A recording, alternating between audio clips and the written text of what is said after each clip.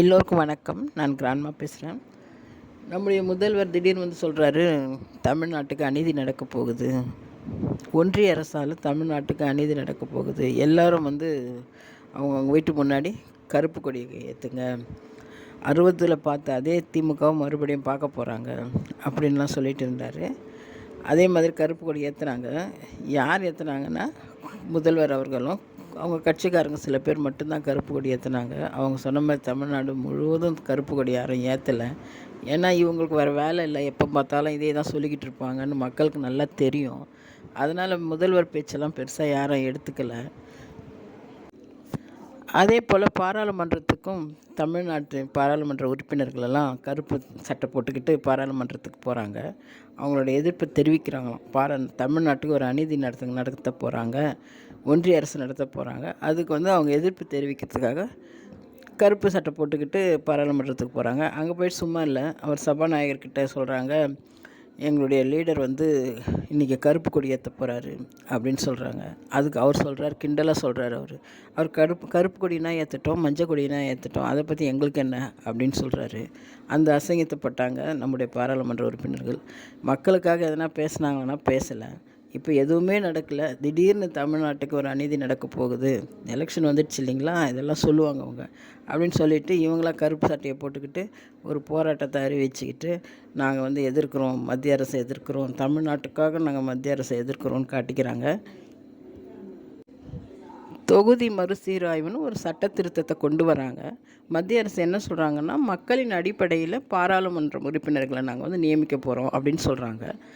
அந்த அடிப்படையில் என்ன சொல்கிறாங்கன்னா, தமிழ்நாட்டில் ஜனத்தொகை அதிகமாக இருக்குது, அதனால் 39 பாராளுமன்ற உறுப்பினர்களை 49 பாராளுமன்ற உறுப்பினரை நாங்கள் அதிகரிக்க போகிறோம் அப்படின்னு மத்திய அரசு சொல்கிறாங்க.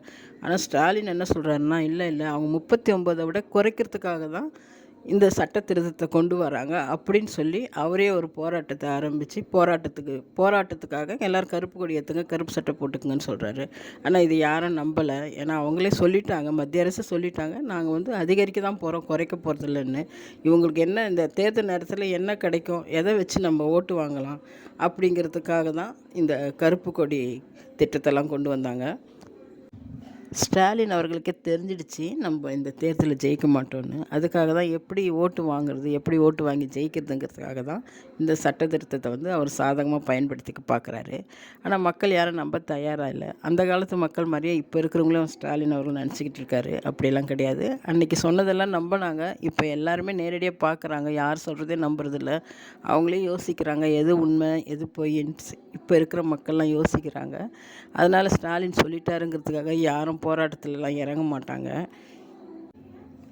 ஒரே மேடையில் முதல்வர் அவர்களும் கமல் அவர்களும் பிரேமலதா அவங்களும் பிரச்சாரம் பண்ணுறாங்க. அப்போ பிரேமலதா சொல்லும்போது என்ன சொல்கிறாங்கன்னா, பெண்களுக்கு பாதுகாப்பான ஆட்சினா அண்ணனுடைய ஆட்சி தான். அண்ணனுடைய ஆட்சியில் வந்து பெண்களுக்கு ரொம்ப பாதுகாப்பாக இருக்காங்க அப்படின்னு அந்த ஆட்சியோட சிறப்பெல்லாம் சொல்கிறாங்க அவங்க. அதுக்கப்புறம் அவங்களே சொல்கிறாங்க, இந்த ஆட்சியில் என்ன குறை சொல்ல முடியும் உங்களால்? பெண்களுக்கு பாதுகாப்பு இல்லைன்னு சொல்லுவீங்க, போதை அதிகமாகிடுச்சின்னு சொல்லுவீங்க, அது 2 தவிர வேறு என்ன இருக்குது சொல்கிறதுக்குன்னு கேட்குறாங்க. அவங்களே ஒத்துக்கிறாங்க, இந்த ஆட்சியில் பெண்களுக்கு பாதுகாப்பு இல்லை, போதை அதிகரிச்சிச்சு அப்படின்னு சொல்கிறாங்க. இந்த 2 போதும், அதாவது ஒரு ஆட்சி கெட்டு போகிறதுக்கும் ஒரு ஆட்சி நல்ல ஆட்சி இல்லைன்னு சொல்கிறதுக்கும் இந்த 2 விஷயம் போதுமே. அந்த போதை அதிகமாயிட்டாவே மற்ற விஷயம் எல்லாமே தானாகவே நடக்குமே. அது கூட தெரியாமல் அவங்க சொல்கிறாங்க, இதை தவிர என்ன குறை இருக்குதுன்னு கேட்குறாங்க அவங்க. நாம் பிரேமலதா அவங்கள வந்து பாராட்டி தான் ஆகணும். ஏன்னாக்கா அவங்க மேடையில் திமுக கூட்டணிக்குள்ளே இருந்துக்கிட்டே அவங்க வந்து ஒத்துக்கிறாங்க, பகிரங்கமாக ஒத்துக்கிறாங்க, இந்த ஆட்சியில் பெண்களுக்கு பாதுகாப்பு இல்லை, போதை அதிகரிச்சிச்சு அப்படின்னு சொல்லி ஒத்துக்கிறாங்க. அவ்வளோ தைரியமாக திரு ஸ்டாலின் அவர்களுக்கு எதிர்க்காக இவங்க வந்து அந்த குற்றச்சாட்டை சொல்கிறாங்க அவங்க. அதுக்காக அவங்கள நம்ம பாராட்டலாம். நமக்கு என்ன நினைக்க தோணுதுன்னா, இவங்கள வந்து எதிர்த்து நம்ம பேச முடியாது. இவங்க கூட கூட்டணியில் இருந்துக்கிட்டே இவங்ககிட்ட உறவாடியே இவங்களுடைய தவறுகள் எல்லாம் சுட்டி காட்டி இவங்க ஆட்சி வராமல் பண்ணலாங்கிறதுக்காக தான் அவங்க அந்த கூட்டணியில் போய் சேர்ந்தாங்களோ என்னமோ நம்மளுக்கு சந்தேகம் வருது. இந்த 8000 கூப்பனை காட்டி மக்களை ஏமாற்றிட்டு இருக்காங்க. மக்கள்கிட்ட போய் கொடுத்து, இதை நீங்கள் வந்து எலெக்ஷன் முடிஞ்ச கடையில் எடுத்துன்னு கொடுத்தீங்கன்னா உங்களுக்கு 8000த்துக்கான பொருளை நீங்கள் எது வேணாலும் வாங்கிக்கலாம். மாற்றி கூட உங்கள்கிட்ட பழைய பொருள் இருந்தாலும் கொடுத்துட்டு அதை நீங்கள் வேறு புதுசாக வாங்கிக்கலாம் அப்படிலாம் சொல்லி ஏமாற்றி கொடுத்துக்கிட்டு இருக்காங்க.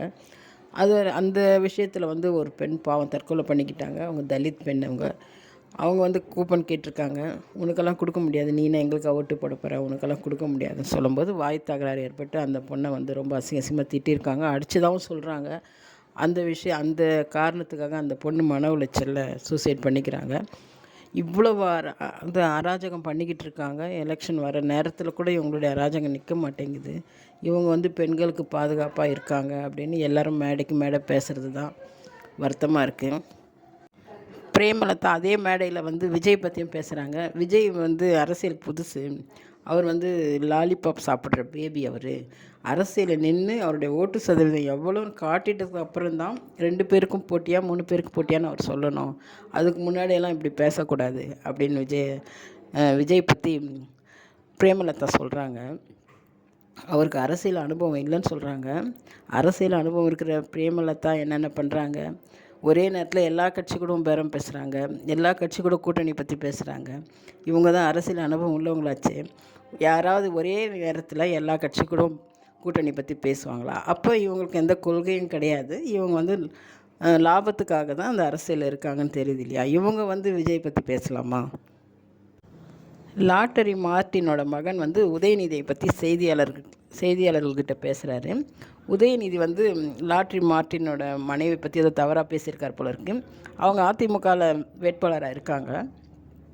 அதுக்காக அவருடைய மகன் லாட்ரி மார்ட்டினோட மகன் வந்து செய்தியாளர்களை சந்தித்து உதயநிதியை பற்றி பேசுகிறாரு.